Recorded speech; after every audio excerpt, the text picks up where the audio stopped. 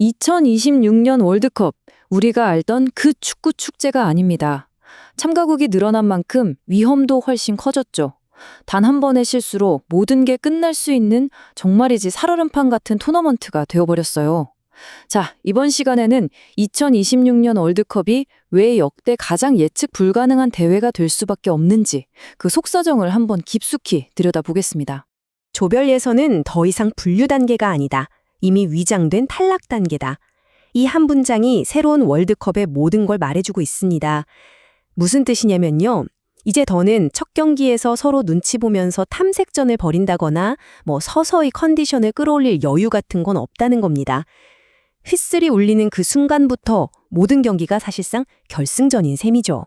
이 모든 극적인 변화를 만들어낸 단 하나의 숫자가 있습니다. 바로 48입니다.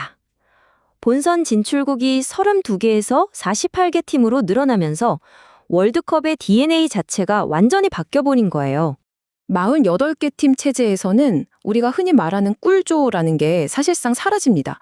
모든 조에 전통의 광호와 정말 만만치 않은 복병들이 섞여 들어갈 수밖에 없거든요. 이건 뭘 의미하느냐? 바로 우승 후보들조차 첫 경기부터 모든 걸 쏟아 부어야 하는 숨막히는 경쟁이 시작된다는 뜻입니다.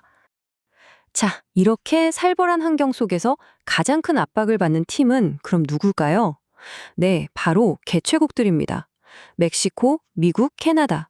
이 세 나라는 홈 어드밴티지라는 이 양날의 검을 쥐고 저마다 다른 종류의 심리적 드라마를 써내려가야만 하는 상황에 놓였습니다. 멕시코에게 자국 월드컵은요, 이건 감정의 소용돌이 그 자체예요.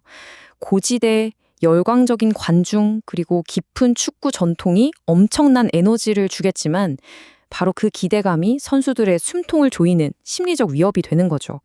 아주 작은 실수 하나도 용납되지 않는 그런 압력솥 안에 있는 겁니다. 미국에게 이번 월드컵은 일종의 성숙도 시험대라고 볼 수 있습니다. 이제 우리도 더 이상 축구 변방이 아니다. 이걸 증명해야 하는 거죠. 특히 홈에서 열리는 큰 경기에서 그 압박감을 이겨내고 수비적으로 얼마나 안정적인 모습을 보이느냐, 이게 바로 그들의 성적표가 될 겁니다. 캐나다는 역사상 가장 중요한 심리적 체크포인트에 섰습니다. 더 이상 잠재력 있는 팀이라는 평가만으로는 부족해요. 이제는 그 엄청난 운동 능력을 가지고 결과를 만들어내야 하는 거죠. 과정이 아니라 결과로 증명해야 할 때가 온 겁니다. 이처럼 팽팽한 긴장감은 경기장 위에서 곧바로 전술적인 충돌로 이어집니다. 특히 조별 예선에서는 각 팀이 가진 축구 철학이 정면으로 부딪히는 정체성의 대결이 펼쳐질 수밖에 없어요. 가장 먼저 주목해볼 대결은 바로 브라질과 모로코입니다. 개인의 번뜩임, 그 화려함으로 경기를 풀어가는 브라질의 삼바 축구와 철저한 수비적 기하학으로 공간 자체를 지배하는 모로코의 조직력 축구. 이야, 이건 정말 참과 방패의 정면 승부라고 할 수 있겠네요. 모로코의 축구를 한마디로 정의하면 바로 이겁니다. 슈퍼스타들에게 세소를 차단하는 것. 말 그대로예요.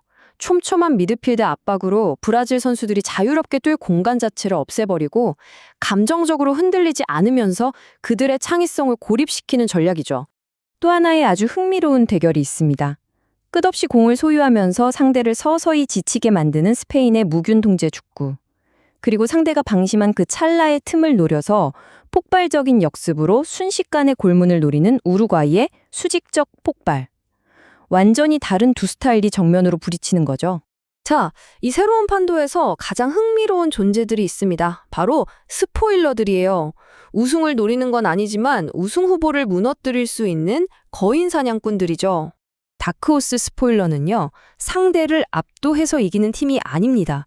오히려 끈질기게 버티고 상대의 약점을 집요하게 파고들어서 결국 좌절시키는 아주 까다로운 팀들을 말하는 거예요. 모든 경기가 단두대 매치인 2026년 월드컵에서 이들의 존재는 그 어느 때보다 위협적일 수밖에 없습니다. 여기 대표적인 스포일러들이 있습니다. 모로코는 철옹성 같은 수비벽으로, 노르웨이는 정말 극단적인 실리축구로, 그리고 우리 대한민국은 지치지 않는 압박으로, 또 파라과이는 그 거친 투쟁심으로 거인들을 사냥할 준비가 되어 있습니다. 이 팀들은 모두 강팀들이 가장 만나기 싫어하는 악몽 같은 존재들이죠.